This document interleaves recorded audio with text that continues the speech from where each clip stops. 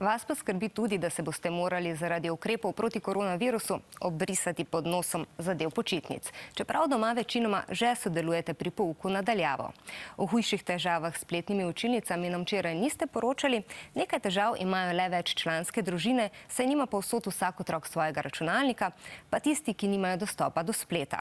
Tem ministrica za izobraževanje svetuje, naj se učijo na običajen način, torej z učbeniki in delovnimi zvezki. Številni pa se sprašujete tudi, zakaj bi zdaj marljivo delali, če je ministrica izjavila, da se šolsko leto lahko podaljša v počitnice. Ministrica odgovarja. Najprej moramo seveda preveriti kvaliteto vašega znanja, ki je bilo usvojeno na en tak drugačen način.